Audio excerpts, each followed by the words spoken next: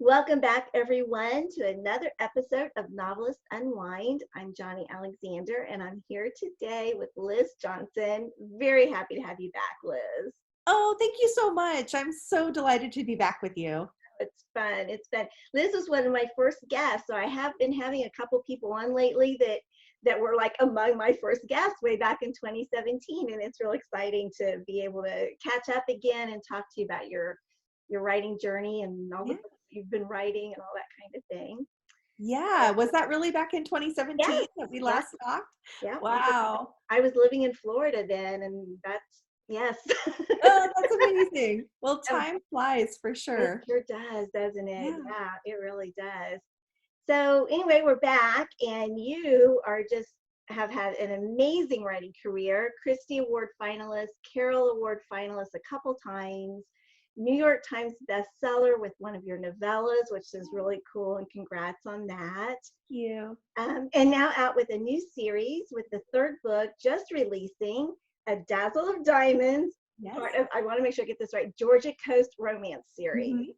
And we're going to talk about that and the other two books in the series and kind of catch up a little bit. Great. That sounds great. So you've gone from Prince Edward Island to the Georgia coast. But Yes. you live in Phoenix. So Yes. Can you tell I'm water deprived in Phoenix? I'm like, please, someone give me some water. So I like to write about the coasts and about islands because then I get a chance to visit them and to see some beach and to walk along the shore. And I love that. And I think that there's something so peaceful about being on the water. And I actually visited Georgia. Oh, I couldn't even tell you what year it was, probably like 2011, 2012. My aunt was staying on St. Simon's Island in Georgia, and she invited me to come down and visit her. And she was like, um, just drive down from Nashville. And I was like, oh, okay, but that's like a 10-hour drive. And I didn't really want to do that on my own. So I said, can I bring my best friend? And she said, sure. So we got in the car and we tooled down to St. Simon's Island, Georgia, and spent a long weekend on the beach with them. It was actually Easter weekend. oh wow. And I remember we went to sunrise service, and there was a pier that went right out into the water, as piers do, and they had chairs set up, and we all sat on the pier as the sun was rising over the water, and it was just stunning. And it was sort of an interdenominational kind of service. There were pastors and speakers and worship leaders from various denominations, but it was just such an amazing experience. And to get to share that with my best friend and my aunt, and we just had a really wonderful time. And then to explore the island and all of its history and beauty. And I just was like, well, this is fascinating. And so, one of the days we were there, we took a day trip to Savannah, and that's when I fell in love with Savannah. So the first book, and it's so gorgeous. So the first book in the series is set on St. Simon's Island, and then the second two are set in Savannah. Oh wow. Yeah, I've been to Savannah 2 or 3 times and just love it. Just love Yes. it. So beautiful Yes. there. My mom and I traveled back a couple years ago to for a research trip as I was working on the second book in the series, A Glitter of Gold. And we went in March, and I thought, oh, it'll be so lovely out. Well, it ended up being overcast and cold and rainy the whole time we were there. But we walked all over historic Savannah, and oh my word, I loved it so much. It was so fantastic. It's fun. And I read that you were able to explore or at least do some research on some of the historic buildings dating way, way back to Yes. the Civil War. Yes. That would have been fascinating. Yeah. Well, Savannah is so cool because, if you think about your American history, we all, I think, in, junior high or high school learned about Sherman's March to the Sea during the Civil War. That was 1864. And he marched from when he took Atlanta, then he marched all the way to the sea. And Georgia only has just a little bit of coastline, if you think about it. It kind of meets South Carolina, and it's just got this little pocket of coastline. So he marched from Atlanta all the way to the sea, and he burned everything in his path, just laid waste to it. And then they got to Savannah, and it was December, I'm going to butcher the date. I think it was December 22nd of 1864. And um, he looked at Savannah in all of its beauty, in all of its history. Savannah was the first settlement in Georgia. And he said, he gave it to President Lincoln as a Christmas present. And he said, here you go. Like, here's Savannah here in all of its beauty, and I'm not going to burn it. And so Savannah really is the part of Georgia that has the oldest buildings, because everything else was destroyed in the Civil War. Yeah. And so the fact that they have buildings that date back to the 1700s is really amazing. Yeah. And they are stunning. They're really beautiful. And so I loved, I went to the Pirate's House, which is a famous restaurant in Savannah that they claim is, the oldest building in the city. And, there's lots of lore in Savannah, which I love. Yeah. We love to tell stories about this, that, and the other thing. And so, sometimes it's like, well, you don't always know what's 100% true, but the lore is there, and the stories that they tell. And so I've really enjoyed writing a series about a place that loves stories. So I'm writing stories about stories. I love that. Yeah. That's a cool way to put it too. Yeah. It really is. Well, let's talk a little bit about this third book, the third one in the series, A Dazzle of Diamonds. And it has roots in the Civil War and treasure and adventure and friendship. So tell us about your characters and what they're trying to do. Yeah. So the hero of my book is Tucker Westbrook, and Tucker is accidentally running for sheriff. There's a special election after the previous sheriff passes away in office, and he had no intention of running for sheriff at this point in his life, but he gets into a verbal disagreement with the only candidate, and ends up getting on the ballot. And so he is running for sheriff, and his opponent is not an ethical man. And so he is looking to stir up trouble and looking to just to besmirch the good name of the Westbrooks.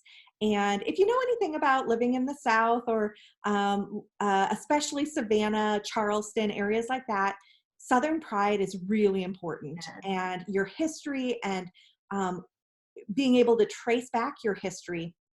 And so the Westbrook family has lived in Savannah for years.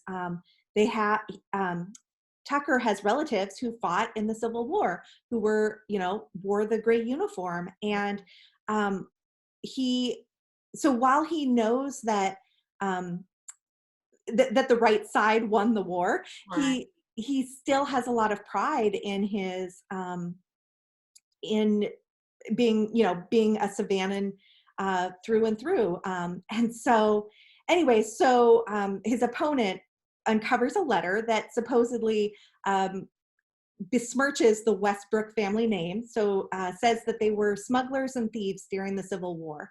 And so Tucker and his best friend Penelope Jean, who he calls PJ, decide that they're going to try and uncover the truth behind this lost treasure that was supposedly smuggled in at the end of the Civil War. And they're going to try and find it through some old letters and diaries, and through their current modern day contacts, while they're trying to clear his name so that hopefully he can win the election. Oh, that's cool. Yeah. I have done, just for one little novella, I did just a little bit of research on treasures. Mine was more in Florida though, but there definitely were, during the Civil War, there were ships that sank, and I'm sure that you came across that in your research too. Yeah. And missing gold. Yes. Exactly. Yeah, there were, when you think about those ships that were willing to run the blockade during because the Union blocked all of that coastline. And so if a ship was going to cross that, they had to have something that was worth it, Sure. something that they thought was worth possibly losing their lives. And for most people, it was, it really was either something that would help the war effort or something that would bring them a lot of money. Mm-hmm. And so lots of treasure, lots of ammunition and weapons and things like that, but also like really French things from France that you couldn't get in the South during the war. Oh, right. Like Right. really like jewels and jewelry and things like that as well that were brought over from France during that time that hopefully could be sold. So What, yeah. I mean, just the fun of that research though, is there anything you found out that was like just really knocked your socks off?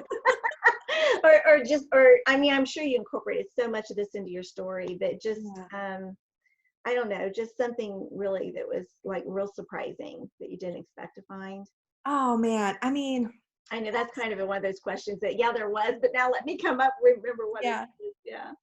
I think maybe the thing that surprised me and shocked me the most was when I visited Savannah. Savannah has a lot of cemeteries Yes. throughout it, Yes. and one of the main cemeteries that's on one of the main streets that goes right through historic downtown. There's there are no intact headstones. The walls are lined with broken headstones, and I was like, I don't understand what's going on here. Yeah. And so I talked to some people, and they shared that so when the Union Army came in, there were about 60,000 soldiers in Sherman's army that descended upon Savannah. And I was like, that didn't mean much to me now, but I did some research and realized that Savannah only had about 30,000 residents at the time. So more than twice the number of residents have descended on this city, and there was no place for them to stay, for the Union soldiers to stay. Mm-hmm. So obviously they took over every home they could. But those were all the officers. So the enlisted men and the young guys, they ended up sleeping in the cemeteries, Oh, and wow. they destroyed a lot of them. And some of it was because it was a particularly cold winter, Mm-hmm. and they couldn't get warm, and so they were starting fires, and they were doing whatever they could. They were like crawling into crypts to try and get out Oh, of the that's right. out of that. So to me, that was it was just a heartbreaking moment of Sure. thinking about what the people of Savannah lost in that, the memories and the markers and remembrances that they lost, but also what that meant for the Union Army, and how they didn't have, those guys who were in the cemeteries didn't have a choice about being there. Like Right. they were just there because that's what they'd been ordered to do. And so it's sort of this both sides of the war, and seeing that in war there very often are no winners. Like Exactly. everybody's hurting, and everybody's in an unhappy situation.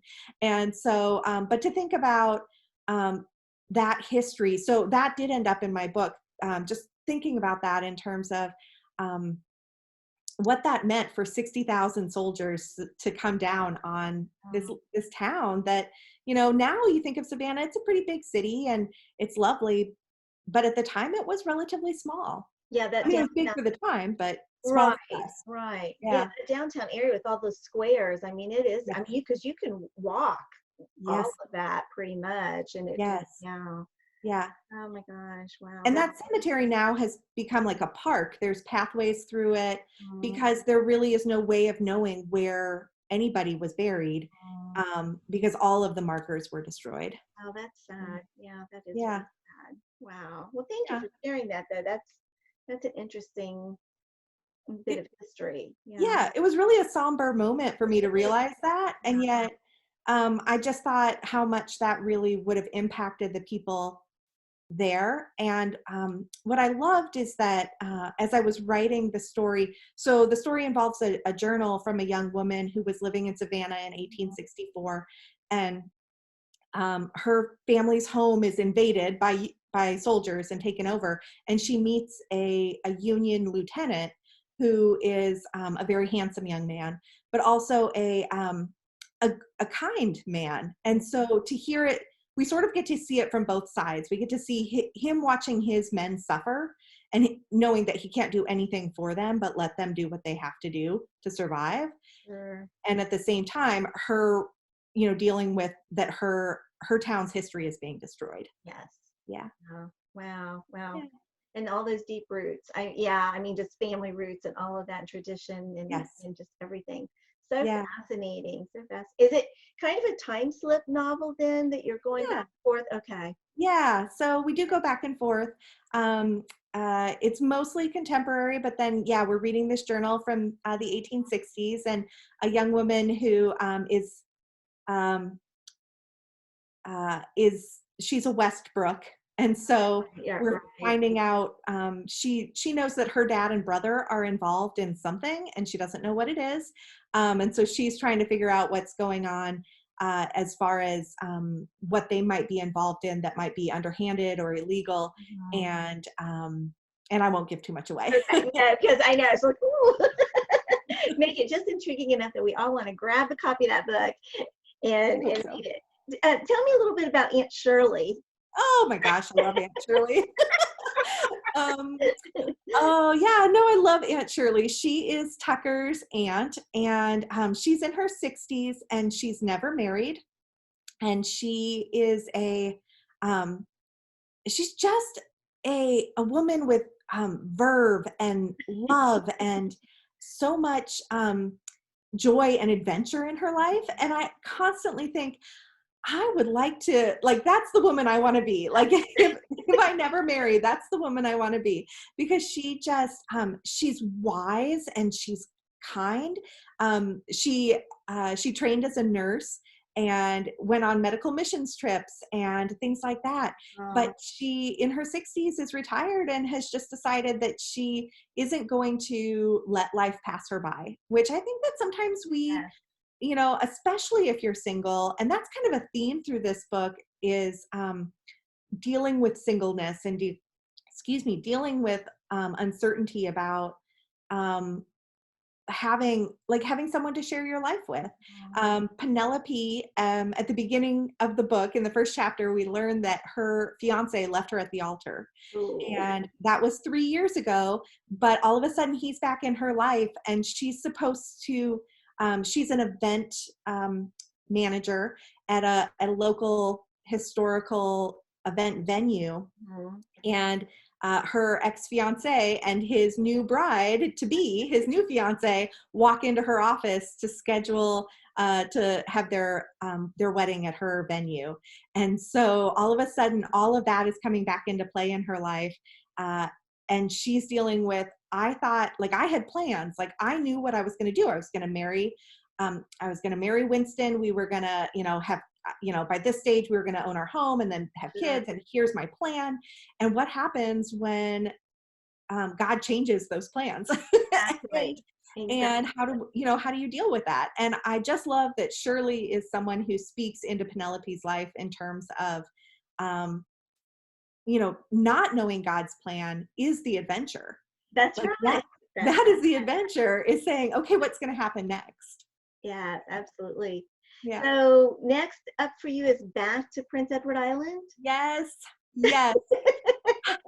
I am so thrilled, I love and Prince Edward Island. I'm I'm beyond thrilled. I'm also a little bit heartbroken. I was supposed to go back to PEI this summer. I Oh, had tickets and was ready to go, and then all of this coronavirus hit, and right. so my plans got postponed.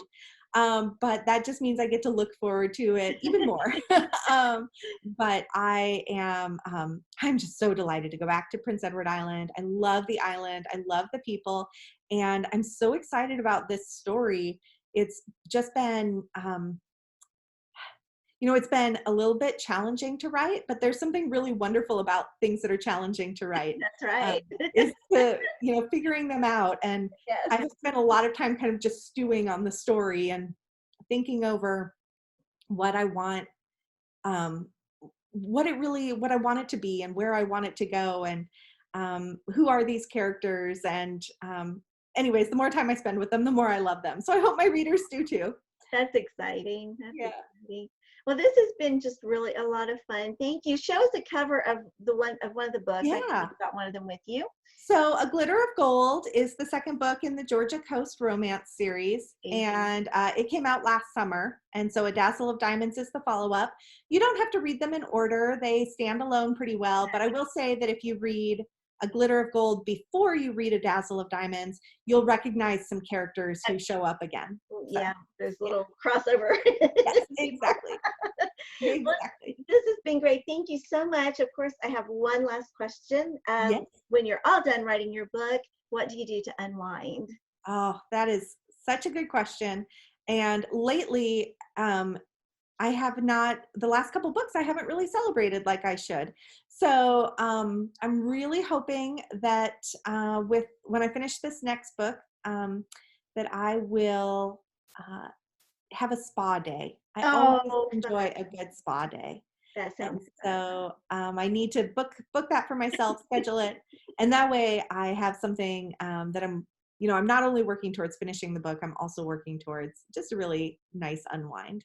Oh, that's good. You know, I said that to my son the other, well, because I just had a book come out too, not too long ago, and it was like, we need to go out, and of course we couldn't go out at the time because we were all in this Yes. class, but I think we ordered Outback in. Um, because you do get that. I mean, there's that first book is like, oh, and you celebrate and celebrate, and then as it goes along your career, it's like you've just got another book to write, so you don't really take the time to enjoy Right. that one that's just come out. It's like I want to start celebrating my books releases again too, because I've Yeah. done the same thing and just sort of, well, I'm so busy with the next one, I can't really enjoy this moment. So, Yes. Yeah. I was just talking to my mom recently and said, the book that I'm writing right now is my 20th book. oh And wow, I just had this moment where I was like, I can't believe it's 20 books. Like, I can't believe that I'm working on number 20 right now. It that's feels like just yesterday that I started. And yet sometimes I also feel like I've been doing this forever. And it, it's not that the stories that I'm not excited about the stories, but the process becomes a little bit rote. Like mhm. I'm doing the same thing over and over again. And so, yeah, I think it's so important just to stop and really press pause and celebrate this amazing gift that I get to write these books. Exactly. And it's such it's a joy for me, and I hope it's a joy for my readers to get to read them. Oh, So, yes, absolutely, absolutely. And I think too, it's just like, I mean, I don't know about you, but starting every story, it's still like, can I do this? And it's like, you've done it before. God yep. will be with you. You will do it again. But there's all that doubt just Yes. descends. And so you have to work through the doubt. And Yes. then you have to sit down at that blank screen and Yeah. start Yeah. going. Yeah. And I think every author is a little different in that, in terms of, like, I was lamenting starting my Mhm. book a couple months ago, and well, several months ago, and just saying, like, why are the first pages so hard? Why are the first chapters so hard? And then and several other authors piped up, oh no, the first parts are easy, it's the middle that gets me, and I'm like, oh no, I don't have a trouble with the middle. So I think every author has their own thing where they're like, oh, something is a struggle, writing is hard. Writing And I remind myself that a lot, like, writing is hard, and if it was easy, everyone would do it. exactly. But I'm grateful for the opportunity and the gift of writing, because I love to tell stories. And but I do want to encourage you as well. A few years ago, I had heard Max Lucado speak about writing, and he was talking about how kind of every book he gets to a point where he wonders if he's going to be able to finish it again, No. or to finish it. And um, when his daughters were much younger, they're adults now, but when they were much younger, he was sort of going through one of those phases of, I don't know if I'm going to be able to get this book done. I don't think it's going to come together. And his daughter was like, well, has God helped you before? And he's like, yes. Has God helped you every time before? Yes. And he just needed that reminder, from the mouths of babes. Mouth So, of babes is right. Yeah, and that's kind of what I have to tell myself. Is that, yep. yes, God has helped me with this, and I pray. I mean, I'm sure you do too. I pray over my stories, Yep. pray over the characters, pray for the characters. That's true. That is God, true. please help her to make a good decision. And then it's like, wait a minute. I think I'm in charge of the decision she makes. But Also, I need her to make a bad decision right now because I need, some whatever. Yeah. need some conflict. Yes, exactly. Exactly. Liz, Uh, thank you so, so much. yeah. It's just great to have you on again. Thank you for coming back, and congrats on just Thank you. everything that's happened for you since. Thank you so much. It's a joy to be here. I really appreciate it. I appreciate having you too. And everybody, thank you so much for watching. And as always, come back again for another episode of Novelists Unwind. Bye.